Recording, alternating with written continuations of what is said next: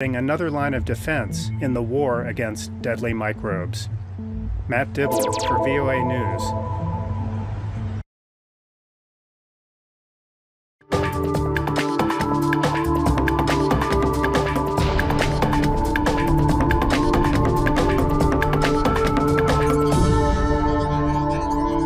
دم باش و بخیر هاتنا بینرید خود که اینجا با برنامه که دیا کورت کنکشن جدنگی امریکا لواشنطن نهاد مجمیر هشتی سپیده روژا یک شمیه کورت کنکشن لسر پلاتفورم دنگی امریکا و ساتلایتا NRT تی واشاندن سلاو و رزل من داخل شما و هیرو زنگنه سەرۆکی پێشووی ئەمریکا دانالد ترامپ هێرشی زارەکی دەکاتە سەر سەرۆک بایدن و ڕەخنە لە پشکنینەکەی FBI لە ماڵەکەی دەگرێت.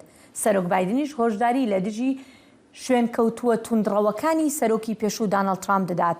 سەرۆکی پەرلەمانی عێراقیش چەند پێشنیازێک بۆ چارەسەرکردنی کێشەی عێراق دەخاتە ڕوو. هەرد بەرنامە ئیرۆداما راپۆرت هەنا لەسەر هەناردنا موشەکێکی ji بۆ ئەستێرا بارام و سەدامێن کو ناسا هەناردنا موشەکەکە خۆش ji بۆ سەرڕووی هەیڤێ پاشخستیە.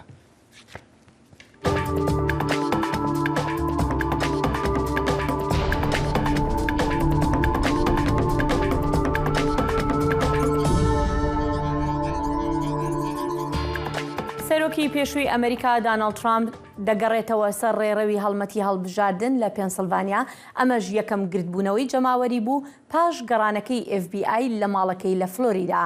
سەرۆکی پێشوو بەشێکی ئێواری شەمەی بە قسەکردن لە دژی ئەو گەڕانی FBI و بەڕێوەبرایەتی بایدن بەسەر برد. ئەو گەڕانەکەی FBI بە یەکێک لە سەرسوورهێنەرترین خراپ بەکارهێنانی دەسەڵات لەلایەن بەڕێوەبرایەتی ئەمریکاوە و گاڵتەجاری دادپەروەری ناودێر کرد.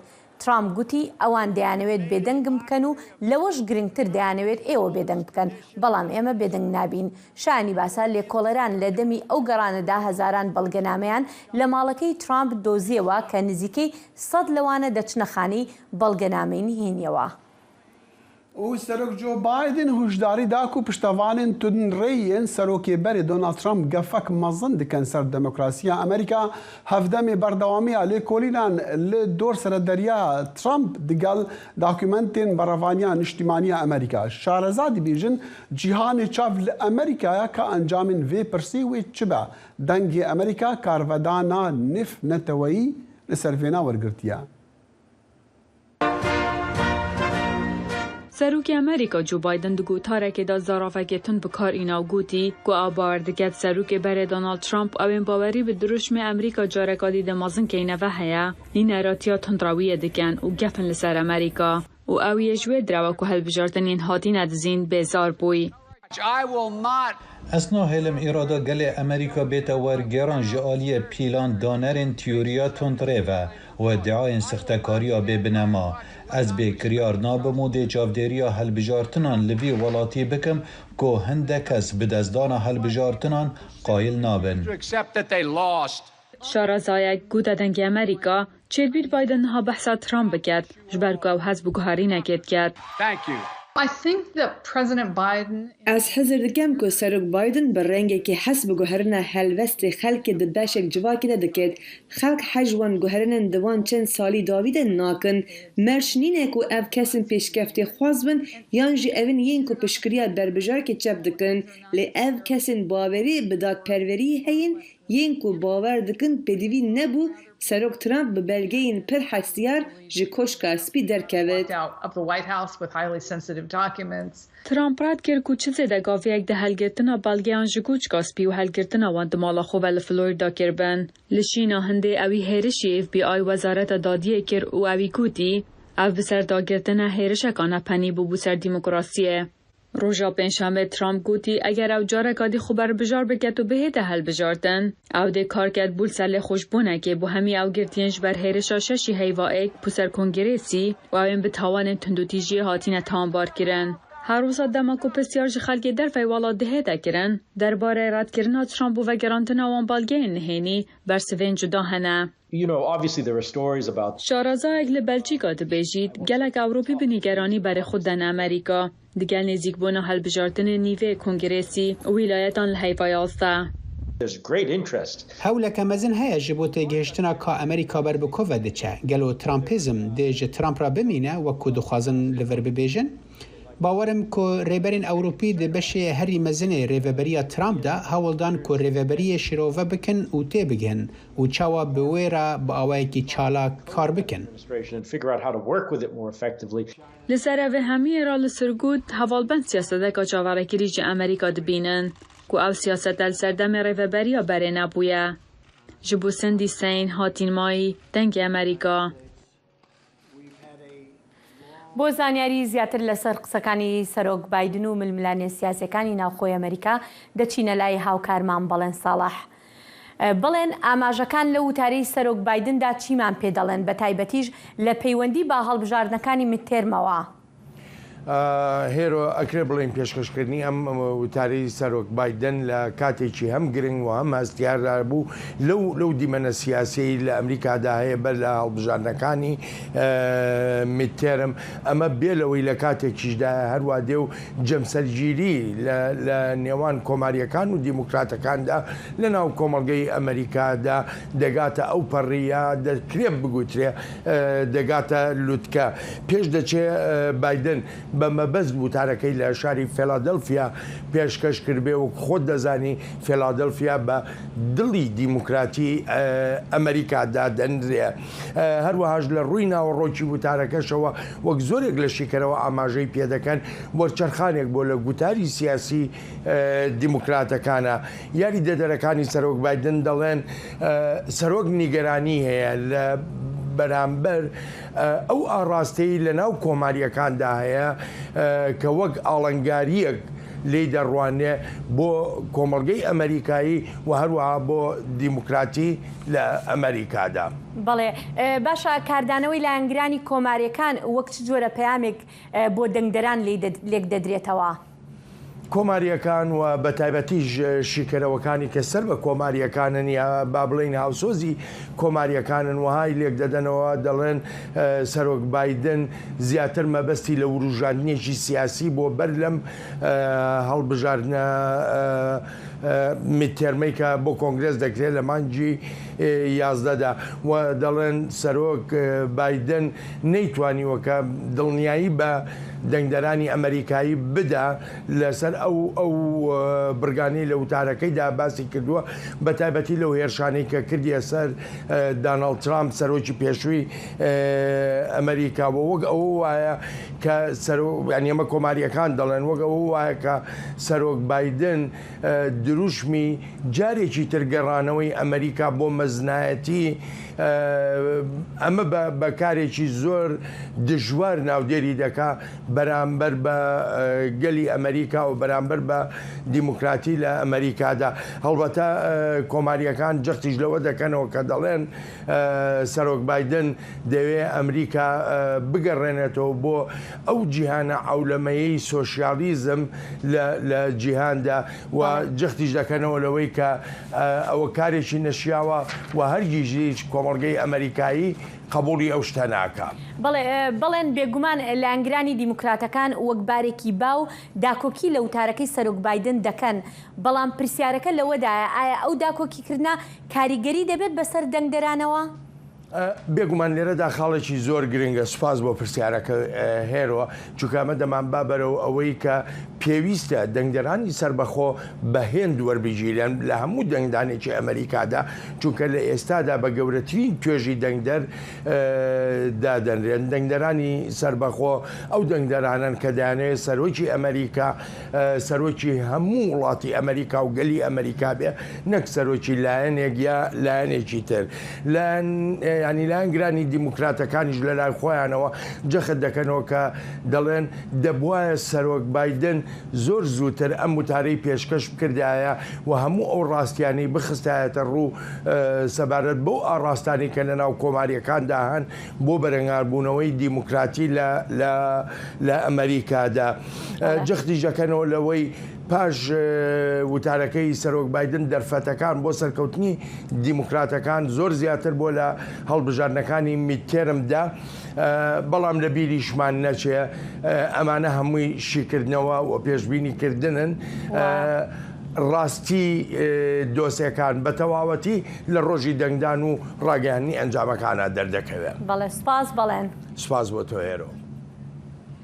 لە کالیفۆرنیا کارمەندین ئاگر بە مراندنی گوت دوهشەمبی ئاگر بەر بوو تاخەکێ باکووری ویلایەتێ نزیکی 100 خانی و ئاڤاهی وێران کردن بکێمیژی 2 کەس بریندار بوونە و بە هەزاران خەڵکی وێنە 4 بوون ژمارین خۆ دەرکەون.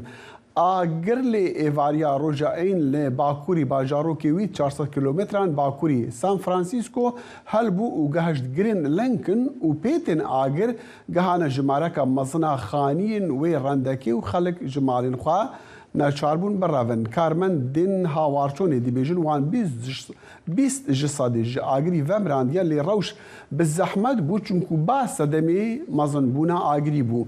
Bi şevê keşûhewa baş bû lê pêteka diya agirî lê çiyayan li wê deverê hilbû. Lê kolîn têkirin li ser sedemên helbûna her du agiran.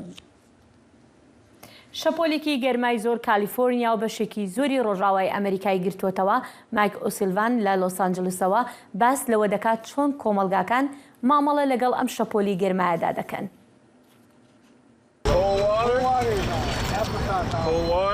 Di demekî de ku xelk heva didin ku ji germa Los Angelesê birevin xwebexş av li bêmalan belav dikin, navendekî ji bo mezinan li taxekê din cihê sarbûnê pêşkeş dike. Ev di nav bi dehan nawendan e ku ji aliyê bajar an wilayeta Los Angeles ve tîne birêve dibin. Klimayên elektrîkî zêde kar dikin, tevî ku roj diçe ava germahî hê jî berdewam dike. Ew du şevên davî germahî bi şev tê. û ew pir neasayiye ji ber ku bi gelemperî gawa ku roj diçe ava ew dadikeve lê digel vê germê ew bi şev jî dimîne. Di hindirê nawenda sarbûnê de mirov ji germê direvin dema ku mezinên taxê ji bo dersa muzîkê dicivin. Pirsa her kesî ev e ku meriv çawa hînik bimîne. Ez li trombêla xwe swar dibim ku ev bi klîmaye lê bi piranî li hundir dimînim. Dema ku behsa germahiya bilind tê kirin cihekî wekî geliyê mirinê ku li çolê Kalîforniyayê û yek ji germtirin deverin li ser rûyê erdê nayê berhev kirin. Lê bajarên wekî Los Angelesê ji berê germtir bûne. Karbidestek Rêveberiya Awarteya Bajêr dibêje ku li hin taxan germahiya herî zêde tên qeyd kirin. Tomara herî bilind e lê pirsgirêka ku em wekî bajar pêra rouberû dimînin dem dirêj e. Ji ber vê yekê ger rojek an di rojên me hebe rojeke wesa germ ev ne pirsgirêk e. Lê niha ev li seranserî bajar û welatî ye. Ev jî 4 rojan dirêj e. Germ dikare ji bo mirov û ajalan metirsîdar be karbidest rêyên parastinê ji germahî nîşan didin. Di vê hay jî xwe hebin ku hûn ajalan di trombêla xwe de nehêlin. Çi carî zarokan di trombêlê de nehêlin. Ji ber vê yekê ew pêvajoyek fikrandina nû ye ku em dixwazin wan agehdar bikin. Roja çarşemê valiyê Kalîforniyayê gevin nîv sib reşek awarte ragihand da ku hilberîna enerjî li hember daxwazek zêde bikin. Tîma agirkuj ditirsin ku germahiya zêde vê belavbûna şevatên daristanan leyaletê zêde bike. Di demekê de ku bo xelkê Rojavayê Amerîkayê bank tê kirin ku xwe ji germahî biparêzin. Ji bo Mike O'Sullivan, Rûken Işık, Dengê Amerîka, Washington. دەنگی ئەمریکا سەرچاوەی متمانە پێکراوی هەواڵوزان یاری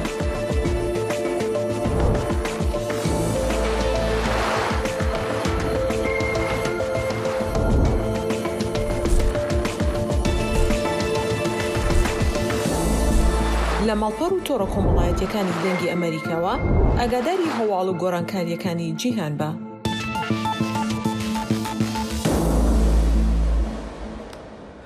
دوهشەمی سەرۆکی ئوکراینە ڤلادیمیر زەلەنسکی پەیامێک تۆمارکردی ڤیدیۆی وەشان تێدا گوت و هێزن بەڕەوانیە ئاسمانیە وڵاتیوی کریارێک یان کارێک گەلک باش ئەنجامدا. زەلەنسکی گوت و هێزن ئوکرانیا عێریش کردنە سەر هەلیکۆپتەر و درۆنên ڕووسی. وی گوت ژی شەڕن لە هەرێمên مایکۆلەیڤ زاپۆریژا دنیپرۆپێترۆڤاسک و خارکیف بەردەوابنەوەی گۆژی تەقینەک لە چێرنێڤ ڕوودایە و ژمارەکە مەدەنیان بریندار بوونە زارۆک دنافوان دەبوون. هەروەسا سەرۆک زەلەنسکی گوت دەبێت تەڤایە بەرپرسێنوان کریاران بکەبنە پێش دادگەهان.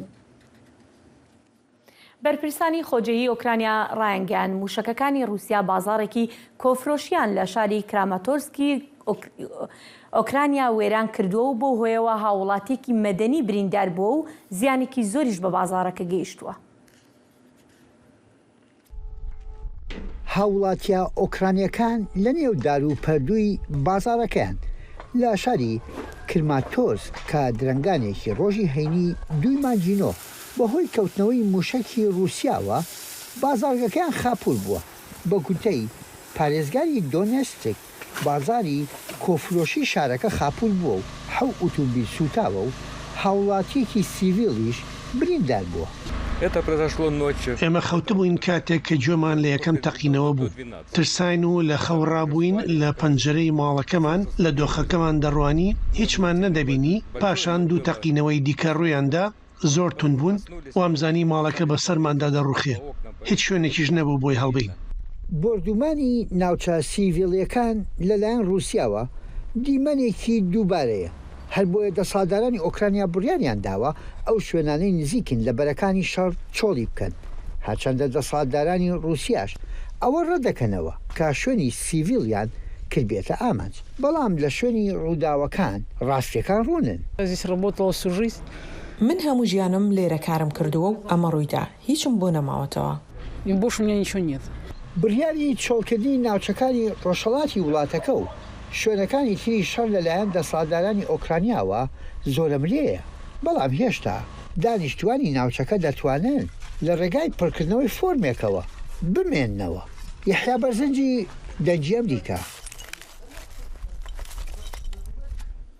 لیز ترەس وەزیری دەرەوەی بەریتانیا ڕایگەیاند لە ماوەی هەفتەیەکدا ڕێو شوێنێک بۆ ڕووبەڕووبوونەوەی بەرزبوونەوەی نرخی وزە و زیادکردنی دابینکردنی وزە ڕادەگەیەنێت ئەگەر وەک چاوەڕوان دەکرێت ڕۆژی دووشەمە وەک سەرۆکوەزیرانی بەریتانیا دەستنیشان بکرێت.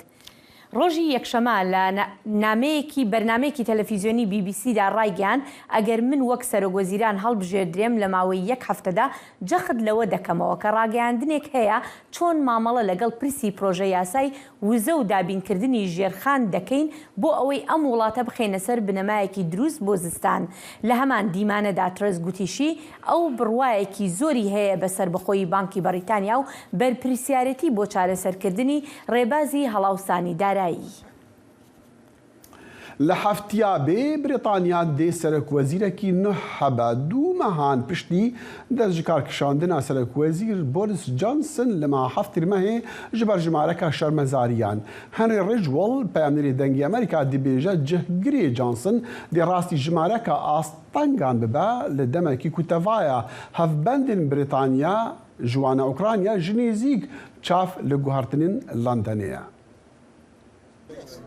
ئەندامانی پارتی پارێزەرانی بەریتانی جێگرەوەیەک هەڵدەبژێرن لە نێوان ڕاوێژکاری پێشوو ڕیشی سوناک یان وەزیری دەرەوەی ئێستا لیز ترەس ئەوەی ڕاپرسیەکان ئاماژە بەوە دەکەن خات و لیز زیاتر ئەگەری هەبێت بە سەرۆکوەزیرانی داهاتووی بەریتانیا هەڵبژێردرێت. یەکەم ئاستەنگیان جەنگی ئۆکرانیایە. بەریتانیا بە بەهای نزیکەی 2.7 میلیارد دلار کۆمەکی لەشکری بۆ کیێف دابین کردووە لەو کاتەوەی رووسیا لە مانگی دوی ئەم ساڵدا ئۆکرانیای داگیر کرد و بەریتانیا لە ڕووی کۆمەکەوە بۆ ئۆکرانیا دوای ئەمریکا دێت. ئالن وەیگەر شیکار لە کینگز کۆلج لەندەن دەڵێت بۆریس جۆنسن لە کیێف زۆر بەناوبانگە. کەواتە ئایا ڕشنی جۆنسن گۆڕانکاری لە پەیوەندیەکانی نێوان بەریتانیا و ئۆکرانیا داخڵخێنێت؟ دەڵێت ئەوە لە سایه حکومڕانی لیز ترەس پێناچێت ڕوو بدات. لیز ترەس وابەستەی زیادکردنی خەرجیەکانی بەرگری بەریتانیایە بە ڕێژەی لە 3 لە کۆی بەرهەمی نێوخۆ و لە دابینکردنی چەکیش بۆ ئۆکرانیا بەردەوام دەبێت. ڕەنگە مەسەلەی ئۆکرانیا کەمترین ئاستەنگە ئاڵۆزەکان بێت ئەوەی ڕوبەڕووی سەرۆکوەزیرانی داهاتووی بەریتانیا ببێتەوە. بڕیارە نرخەکانی گازی نێوخۆیی و کارەبا لە مانگیدا بە ڕێژەی لە 180 بەرز ببێتەوە. ئەوەی قەیرانی ئابووری دوای کۆرۆنا سەختتر دەکات و ئاسۆی سستیەکی ئابووری چاوەڕوان کرا و بێنێتە ئاراوە. خانوادەکان ناتوان پارەی کارەبا و گاز بدەن ئەگەر بەو ئەندازەیە نرخەکانیان بەرز بێتەوە. ساڵانە 10,000 کەس لە بەریتانیا ڕاستەوخۆ بەهۆی سەرماوە دەمرن. هەر بۆیە ئەو ژمارەیە ڕوو لە زیادبوون دەکات. لیسترس یارمەتیدانی هاوڵاتیان لە دانەوەی پارەی گاز و کارەبا بە دوور زانیوە و دەڵێت کەمکردنەوەی باج چارەسەرەکەیە. ئەوەی گرنگە گەشەدانە بە ئابووری. پەیوەندەکانی بەریتانیا لەگەڵ هاوسەیانی ئەوروپایی ئاڵۆزە کاتێک پرسیار لە لیسترس لە میانی هەڵمەتی هەڵبژاردنەکەدا کرا کە ئایا سەرۆکی فەڕەنسا ئەوەی هاوپەیمانێکی ناتۆیە دۆستە یان دوژمن لیس گوتی.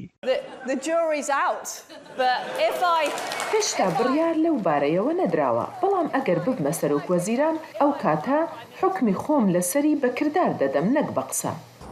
لیسترس پەیمانی داوە پرۆتۆکۆلی ئێرلەندەی باکوور نەهێڵێت ئەوەی ڕێکەوتنێکی سەرەکی گومرگیە کە بۆریس جۆنسن لەگەڵ یەکێتی ئەوروپا واژۆی کرد بۆ خۆلادان لە کێشەی سەختی سنووری لە نێوان کۆماری ئێرلەندە و نێوان ئێرلەندەی باکوور. دەشێت ئەوە ببێتە مای جەنگێکی بازرگانی لە نێوان بەریتانیا و نێوان یەکێتی ئەوروپا. شیکاری سیاسی ئالن وەیگەر دەڵێت هەردوو کاندیدان بۆ پۆستی سەرۆک وەزیرانی بەریتانیا دەنگدەرانێکی هەتا ڕادەیە کەم بۆ لای خۆیان ڕادەکێشن. بەریتانیا دەکەوێتە قەیرانێکی نوێەوە ئەگەر ئەم قەیرانە نوێ ئابووریە سەرباری ئەم قەیرانە نێودەوڵەتی لە ئۆکرانیا ببێت بەرەنگاری ئاستەنگە سەرەکیەکان ببنەوە ئەوەی ڕوبەڕووی بەریتانیا دەبێتەوە. کاتو لیسترس و سوناک ڕۆژی دووشەمەی داهاتوو دەچنە 10 داونینگ ستریت بەڵام بۆ بۆریس جۆنسن ئەوە کۆتایی نییە چونکە میدیای بەریتانی دەڵێت بۆریس جۆنسن بە ئومێدی گەڕانەوەی و پێشبینی ڕێگەیەکی دژواریش بۆ جێگرەوەکەی دەکات بۆ هێنری ریچوێل سمکۆ عەزیز دەنگی ئەمریکا. لەم هەفتەیەدا رووسیا یەکێک لە بۆریە گازە سەرەکیەکانی بۆ ئەڵمانیا داخست لە کاتێکدا ئەوروپا و ئەمریکا سەرۆکی رووسیا ڤڵادیمیر پوتین تۆمەتبار دەکەن بەوەی وزە وەکو چەک بەکاردەهێنێت. هێنری ریجوێل پەیامنێری دەنگی ئەمریکا لە لەندەنەوە ڕادەگەیەنێت ئەم هەنگاوەی رووسیا نیگەرانیەکانی زیاتر کردووە. لە نزیک سنووری فینلەندە رووسیا بڕێکی گەورە لە گازی خۆڕشتی خۆی دەسووتێنێت. مەزەندە دەکرێت رووسیا بە بەهای $10 ملیۆن گاز ڕۆژانە بۆ ماوەی 2 مانگە لە ناو دەبات لەو دەمەی ئەوروپا بەدەست کەمی گازەوە دەناڵێنێت. پسپۆران ئەو کارە بە کارەساتێکی ژینگەی پێناسە دەکەن. بەهۆی جەنگ لە ئوکرانیا زانیاریکی زۆر کەم لە ئارادایە سەبارەت بەوەی لەوەیە چی دەگوزارێت. هەر بۆیە ئێمە تەنها بەزەندە دەکەین کە لە ئێستادا هەندێک گرفتی تەکنیشی لەوێ لە ئارادایە.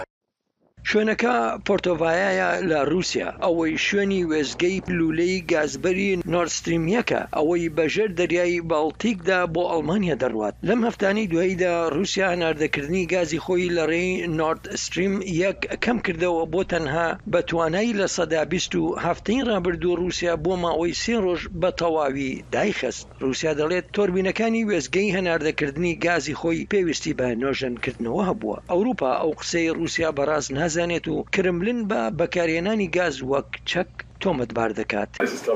پێم وایە ئەوە جۆرێکە لە گەمەکردن. کێشەی ئێستامان ئەوەیە کە ئێمە لەو توانە و پێگەیەدا نین بە تەواوی وەڵامی ئەم گەمەکردنەی رووسیا بدەینەوە.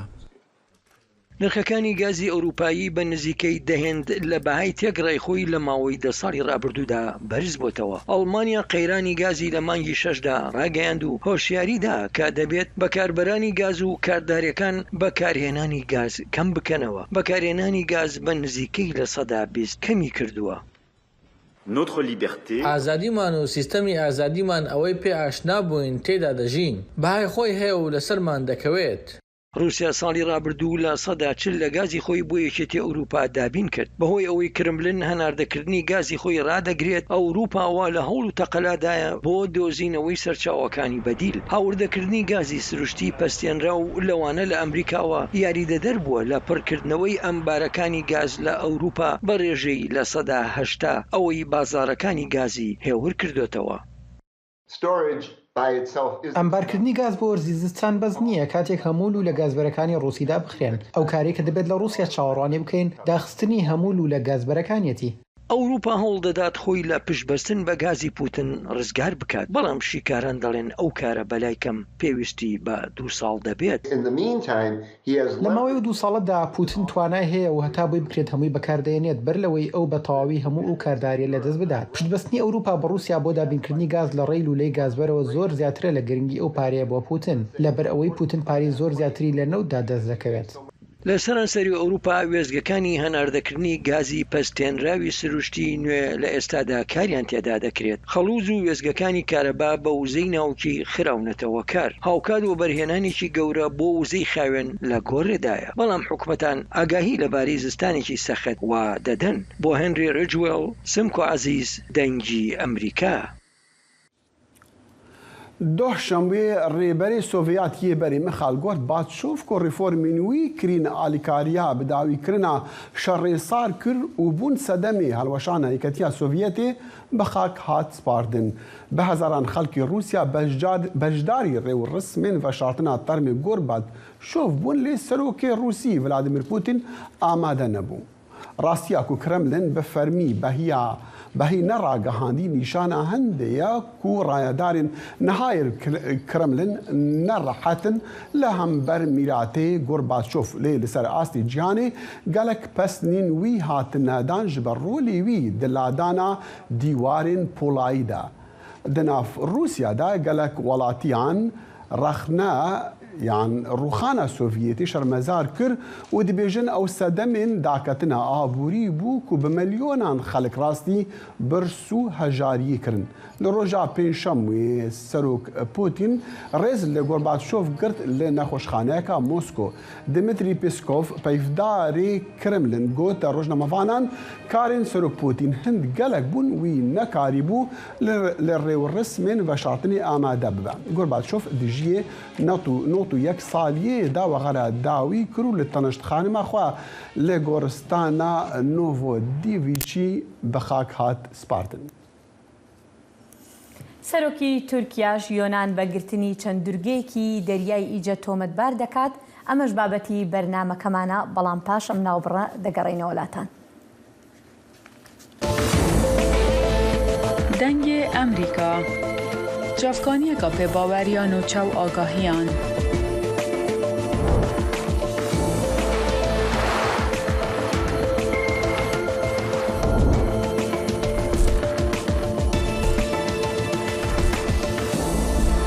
برای مالپەر و پلاتفۆرمên میدیا civakîya dengê Amerîka bala xwe bidin pêzanîn û nûçeyên cîhanê.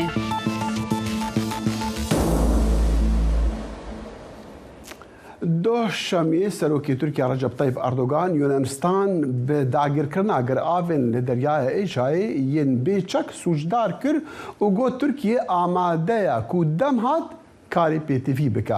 Her du welatên neyar Tirkiya û Yunanistan cudahî hene li ser jimareka pirsan bigire ji firînên li wan herêman statûya giravên deryaya Êçayê سنورên avî derxistina hydrokarbonê ji deryaya Navarast û Qobrisa da beşkirî li ser binemayên nijadî. Li van demên dawî Enkerê Athînê xetabar kiriye bi çekkirina deverên Êçayê lê Athîna wê xetabarkirinê red dike. Tirkiye dibêje hêzên Yunanistanê firokên Tirkiya heraz dikin. Hevdem Süleyman Soylu wezîrê navxweyê Tirkiye seredana Diyarbekir Amedê kir ji bo beşdarîkirinê di çalakiyên malbatên ku zarokên wan ketine rêzîn PKK.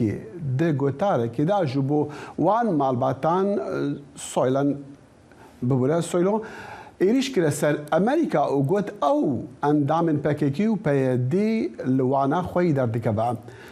Daykan jî got HDP zarokên wan didize û radestî PKK dike. Niha peyamêra dengê Amerîka Xelcan Farqîn bi mere ji Amed Diyarbekirê ji bo em bizanîn ka mebesta beşdariya wezîrê navxweyê Tirkiya duwan çalakiyan de çi ne. Dem baş xecê me dixwaz bizanîn ka çima wezîrê navxwe wê beşdariyê bike di çalakiyên wesa dem bizanîn ev bîreweriya sêyeme ya destpêkirina wan çalakiyan lê ew çima amadeyî wê çalakiyê dibe.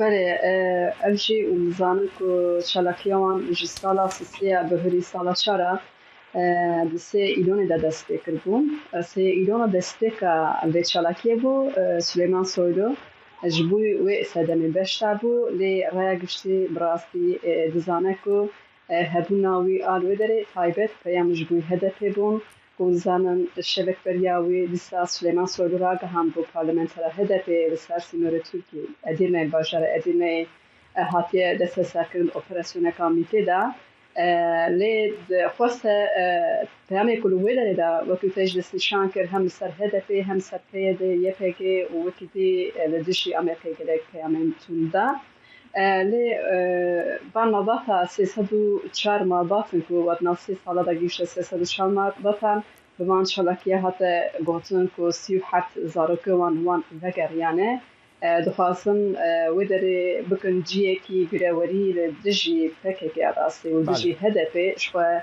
hemî daxuyanên Süleyman Soylu ji bi vê rengê bû digote ku hedef û PKK yek e û ji xwe peyama xwe ji bo Semra Güzel li wê derê na li Licê da me dixwast em bizanin yanî xecî يعني تشتكي ديار تشتكي سرنج راكيشة أو سردانا ليجي بكو أم نزانكو أو دفرك بول بريك ولدمكي شالاكين بكيكي قال كي لزحف هامون يعني ويدو خاص الورد بيامي بدا سردانا خويا ورد بيامي بدا بله البشيا هدفي خاص بيام بدا كو ايدي امن بدرس ورن اراستي وشكول شكفتا بركلين شكفتا قالك بنابو دنگال دبرا لجي بدا آلی فضای افداشی لی وقتی تج دست نشان کرد دبرک و چکاریم فکر که دمی که دریجه الویلر و اپوزان فکر که شو لجي الفیسه آوابو یعنی نزی و دبر آوابو سلیمان سوالو خوشی کو گو اشکت کو د کنترل فکر که دبا ونفن ایروبیا و جی شاهی جبوی خورد و گنج کرده ولو دره از کامش گروبه که جوان کرد کلامین ایدی بره جرا گوتن که فاخو آنی خواست براستی شتکی هاتناوی و پیامن دبرم بیرنگی وکی سمبولیکو یعنی بشه که ایدی او قاده کو فکر که سرور بو ایدی نمال در نما جیکی آرام جیکی فاشه و دخواست بشه که مثلا نوا ترکیه بخوا چاره سر کش خو لآخاتنا پیش هدف آنی زمان بود نوا ترکیه ده پرسکره که ما بیرنگی نمایه لی جبر که امریکا $2 میلیون $2 میلیارد پشتوانیا YPG و PYD که امریکا رو وان در واقع قدینه یعنی مبستوی ابو گو ایدل بر بله آرامه بس امریکا جمره آسن يد أفس بله طيبت جبر بس دمي داخلين فرنجي خاجه من دخواست بزانم يعني دو تشتي ديجي هنا قدام هبا يك جوان شر مزار كرنا قرتنا عندما كي برلمان كو تشالاكيا كومالا دجلو فراد جنان بو يعني جنين دجلو فراد يعني از تخازم وين تشمر بيجي تشهبو اگر بكرتي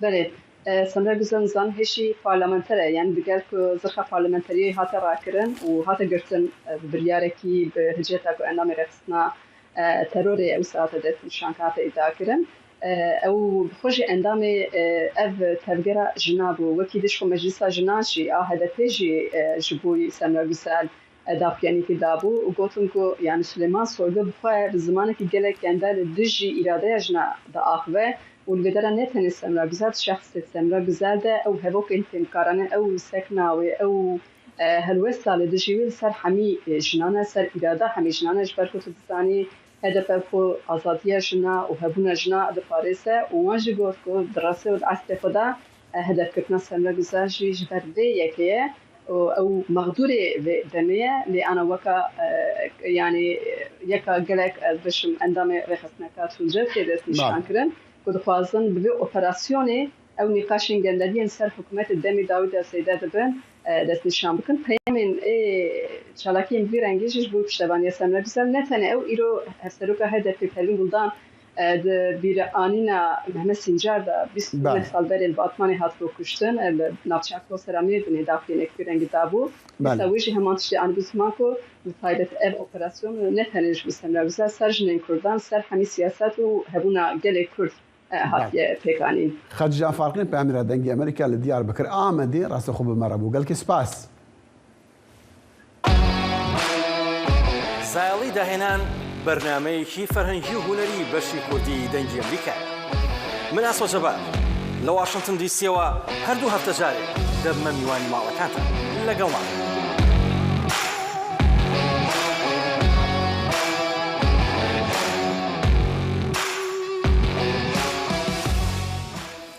هەرچەندە توندوتیژەکانی هەفتەی ڕابردووی عێراق تا ئەندازەیەک هێوربوونەتەوە، بەڵام کێشە سیاسەکان بە هەڵپەسێراوی ماونەتەوە. لە نوێترین پێشاتەدا سەرۆکی پەرلەمانی عێراق محەممەد الحەلبوسی بەیاننامەیەکی بڵاو کردوتەوە و تایدا چەند پێشنیازێکی کردووە بۆ چارەسەرکردنی کێشەکان. بۆ زانیاری زیاتر لەم بارەیەوە دەچینە لای پامنێرمان دڵشاد ئەنوەر لە گەرمیان. دڵشاد، ئەم کاتت باش، سەرەتا دەمەوێت بزانم پێشنیازەکانی حەلبوسی چین بۆ چارەسەرکردنی کێشەکان و لایەنەکانیش چۆن لێی دەڕوانن؟ بەڵە دیارەوە کاگەدارن کە حەلبوسی ئامادەی خۆی نیشاندا بۆ سەرپەرشتیکردنی دانیشتنی پەرلەمانی عێراق کە لایەنەکانی نێو چوارچێوەی هەماهەنگی دەیانەوێت دانیشتنی پەرلەمانی عێراق ئەنجام بدرێت و حکوومەتی داهاتووی عێراق گەر بۆ ماوەیەکی کاتیش بێ پێک بهێنرێ.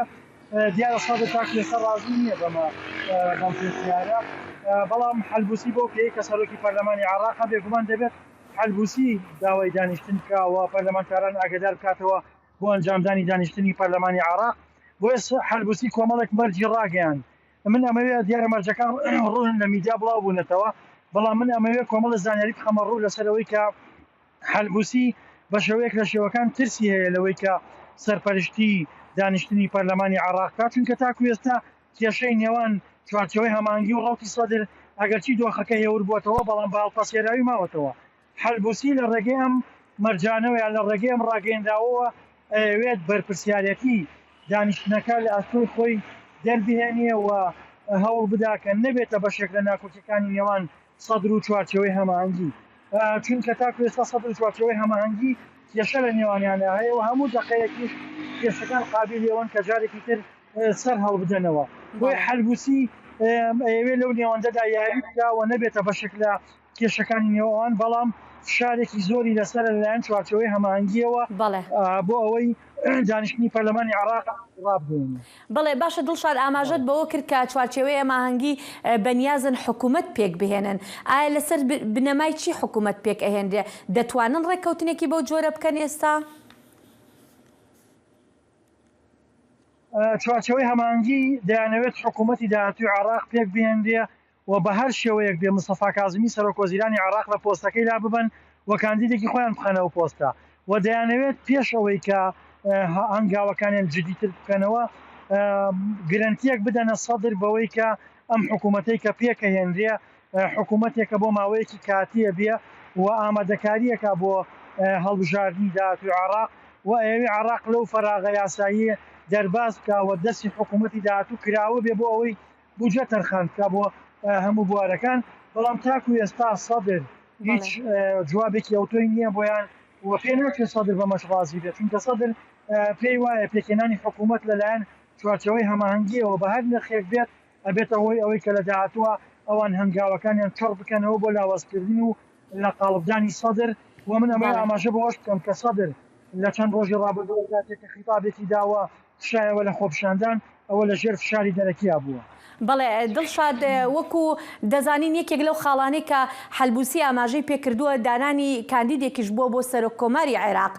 جا دەمەوێت بزانم ئایا پارتی و یەکێتی گەیشتنە چی لەسەر ڕێککەوتن با بڵێن لە ڕێککەوتنەکەیاندا لەسەر دانانی کاندیدێکی هاوبەش بۆ سەرۆککۆماری عێراق؟ من دەمەوێت ئاماژە بە دوایین زانیاری بکەم لەو بارەیەوە کە تاکو ئێستا یەکێتی و پارتی بە فەرمی نەگەیشتونەچە هیچ ڕێکەوتنێک لەسەر پۆستی سەرۆککۆمار، بەڵام هەوڵێکەیە بۆ ئەوەی کە بگەنە ڕێکەوتن و کاندیدی سەرۆککۆماری عێراق بگۆڕن کە دکتۆر بەرهەمە، بەڵام تاکو ئێستا دوابڕیان نەدراوە، بەڵام جۆرێک لە لێکتێگەیشتن هەیە. هۆکاری ئەم لێکتێگەیشتنە دەگەڕێتەوە بۆ ئەوەی کە چوارچێوەی هەماهەنگی ئەیانەوێت بە هەر نرخێک بێ حکوومەت پێک بهێنرێ و ئەیانەوێت ئەم حکوومەتەی کە پێک هێنرێ پارتی و عەرەبی سوننەشی تیا بێ. بۆیە ئەم لەم ڕێگەیەوە ئەیانەوێت بەم ڕێکەوتنە هەم پارتی ڕازی بکەن هەم عەرەبی سوننە بۆ ئەوەی بەشداری بکەن لە حکوومەتی داهاتووە و هەوڵەکانیان سەرکەوتوو بێ بۆ پێکێنانی حکوومەتی داهاتووی عێراق، چونکە ئەوان پێیان وایە سەدر لە دەرەوەی یاریەکەیە ئەگەر پارتی و عەرەبی سوننەش بەشداری نەکا بێگومان یاریەکان بە ئاسانی بۆ ناچێتە سەر و خواستی سەرەکی پارتیش گۆڕینی کاندیدی سەرۆککۆماری عێراق وەجگە لەوەش یەکێک لە پەیامەکانی سەدر دژی سەرۆکۆماری عێراق بووە ئەیانەوێت لەم ڕێگەیەشەوە تا ڕادەیەک سەدر ڕازی بکەن بەڵام وەک ئاماژەم پێکرد ئەمە جۆرێکە لە لێکتێگەیشتن تاکو ئێستا هیچ بڕیارێک لەو بارەیەوە نەدراوە.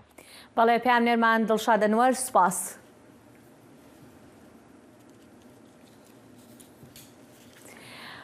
پاکستان مامەڵە لەگەڵ لافاوەکانی سەرتاسەری وڵات دەکات کە بەهۆی بارانێکی زۆرەوە ڕوویداوە. شارەزان دەڵێن پاکستان یەکێکە لەو وڵاتانەی کە کاریگەریەکی زۆری گۆڕانی کەشوهەوای لەسەرا. سارە زەمانی دەنگی ئەمریکا لە راپۆرتەکەیدا دەڵێت ئەم بارانە ژیانی لە زۆربەی پاکستانیەکان تێکداوە. ئاو بەسەر جادادان دچۆ و عەردەکی بەرفرەح دبن ئاوێ دەمایە. ڕزگارکردنên bilez çêbûn, dîmenên xirabtirîn lêhiyan li demê 10 salan de li Pakistanê têne dîtin. Di gel hatina avê di navmalên wan de rûniştvanên gundî dibêjin ewana her hin dem hebû û bi tinê jiyana xwe rizgar bikin. Nîva şevê bû em nivistî bûn dema ku av hatî û dîwar jêk vebûn û ketin. Erd vebû dîwar heriftin malametêk da keft. Baranên werzî hemî havînan aveka gelek ku Pakistan pêtiviye berhev dikir. Lê îsal wêraniyeka mezin digel xwe îna. Her ji naverasta meha şeş baranên boş û lêhiyên ji nîşkê ve bandor li ser 3 milyon kesan kiriye û pitir ji 1100 kes kuştine û bi hizaran donemên erdê çandiniyê wêran kiriye û pitir ji 700,000 ajalên kehî kuştine û pitir ji 1 milyon xanî wêran kirine. Xelek di hewangehên demikî û li ser rêkan dimînin ku sêka welatî dibin avê de ye. Me tiştek nîne, mala me dibin avê damaye, me dexil û danê xwe ji ber avê ji dest da. Me bez jiyana xwe rêzgar kir û niha em li kolanan rûniştîne. Karbidestên hikûmetê guhertina keş û hewayî swîcdar dikin. Li gor wêneyên satelaytê Ajansa Esmaniya Ewropî dibêjit egera lêhiyên wêranker li Pakistanê baranbarîneke ku 10 caran jiya asayî zêdetir bûye. Di destpêka vê salê de Pakistan kete ber çendîn pêlên germiyê û hewayê germ dibite rutûbet û barana zêdetir çê dikin. Ev welate cihê piraniya 7,000 cemên befra cemserê Bakur e. Lê bi spor dibêjin ev keviyên cemedê zû dihelihin û dibine egera xişandina erdê û lêhiyên ji nîşkê ve. Dema vê yekê hatiye ku berhemhinerin mezin pêdaçûnê di siyaseta xwe de bikin, keş û hewaya cîhanî zûtir asa pêşbînkirî derbas kir û em xala sifrêya destpêkirina guhertinê ne. Her wasa hindek gazinda ji birîna daristanan, binyad û plandanana xirab bû karesatên mezin dikin. Eger li vêrê avarû heban, em digel zarokên xwe li ser cada wekû niha netrûniştîn. Li dema ku malbat karî bû berhevkirina pêtiviyan dikin, qeyraneka saxlemiyê derdikeve holê. Rêxistina saxlemiya cîhanî lêhiyên Pakistanê xiste astê herê awarte û 10 milyon dolar wekî harîkarî ragihand. Ziyana bingeha saxlemiyê, kêmbûna karmend û pêwîstiyên saxlemiyê, xizmetên tenduristiyê asteng kirine, jiyana zarokan û jinên ducanî û şîrder dibin metirsiyeke bilind de ye. Her wiha ji destana dexludan û ajelan dê bandoreke mezin li ser xwarin û saxlemiya gelek civakan hebe.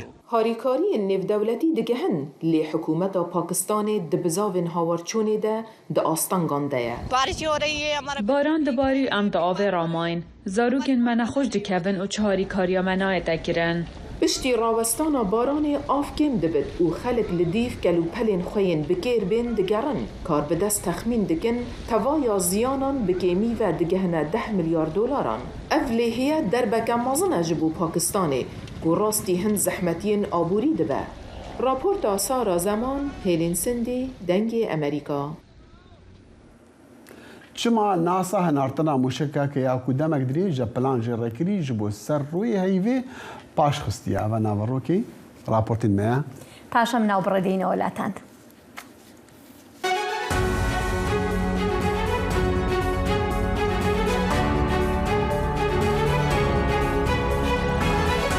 واشنطن بەنامەیەکی هەفتانەیە لە بەشی کوردی دەنگی ئەمریکاوە ئامادە و پێشکەش دەکرێت. من بەڵێن ساڵح هەموو ڕۆژانێکی هەینی لەگەڵ پسپۆڕاندا تاوتوێی گەرموگورترین بابەتی ڕۆژ دەکەین لە پەیوەندی بە سیاسەتی دەرەوەی ئەمریکاوە. لەگەڵمان بن.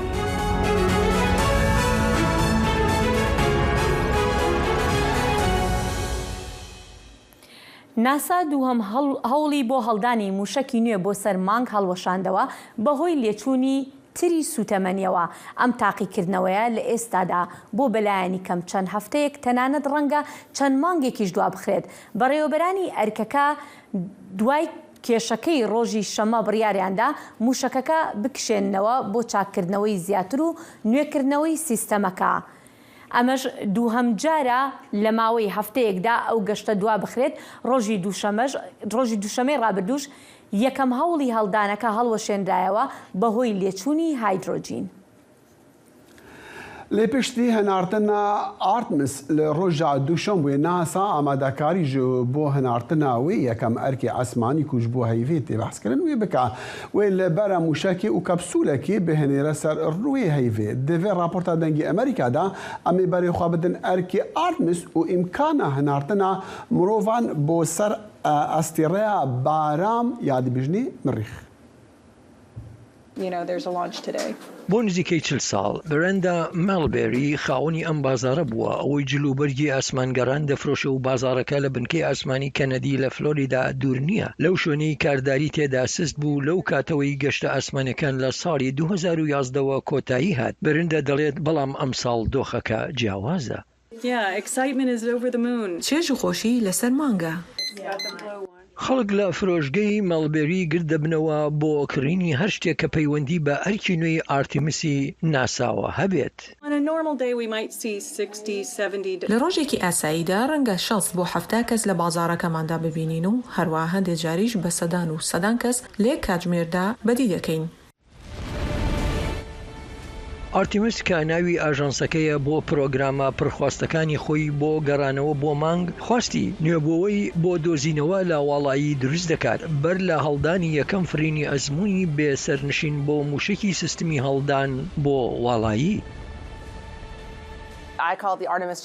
من پێت دەڵێم نەوەی ئارتەمس ئەپۆلۆ جووتێ خوشکی هەبوو ئەمەش نەوەی ئێمەیە. برانیل ڕۆدریگز بەڕێوەبەری کەپسولی ئۆریانی ناسایە ئەوەی ئاسمانگەڕان لە خۆ دەگرێت. پێم وایە ئەوە شتێکی زۆر سرنجڕاکێشە بۆ ئێمە کە تاقی بکەینەوە واتە بۆ خەڵکان کە بڕوات و بە چاوی خۆیان شتەکان ببینن و بچنە سەرتەختی مانگ. ئاسمانگەری ناسا ستان لاڤ دەڵێت پرۆگرامی ئارتیمس تاقمی هەمەجۆر لە خۆ دەگرێت و زەمینە خۆش دەکات بۆ یەکەم ژن و کەسێکە سپیپێس نییە لەسەر ڕووی مانگ مێژوو تۆمار بکات. ئێمە ئاستی پێکاتەی دانیشتوانمان فراوان دەکەین کەواتە هەر کەسانی سپیپێس نابن ئەوانەی دەچنە سەر مانگ.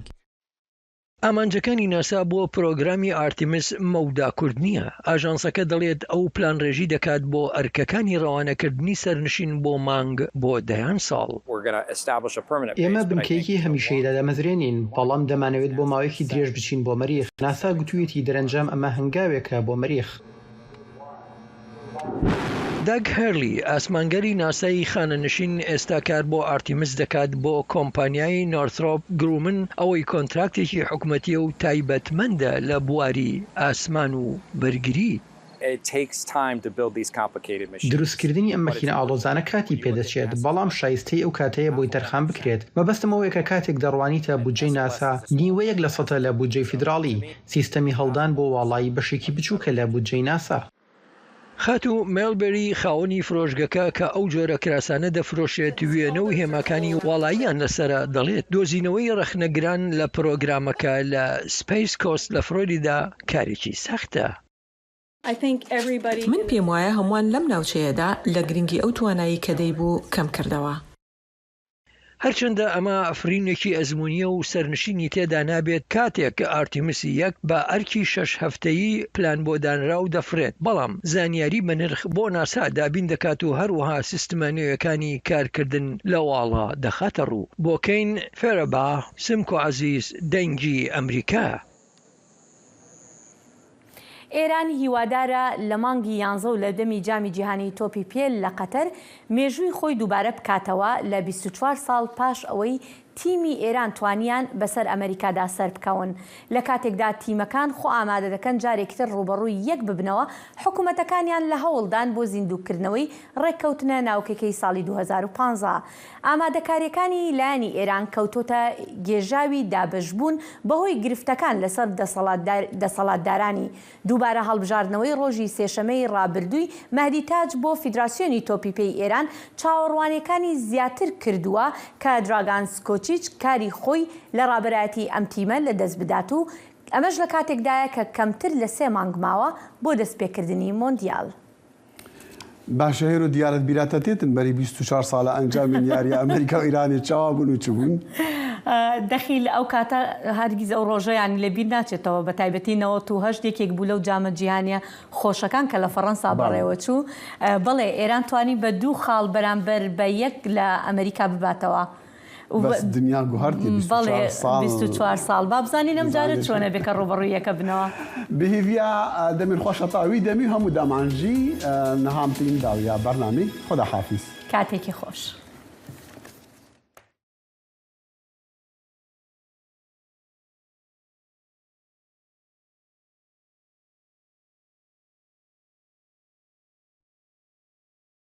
Thank you.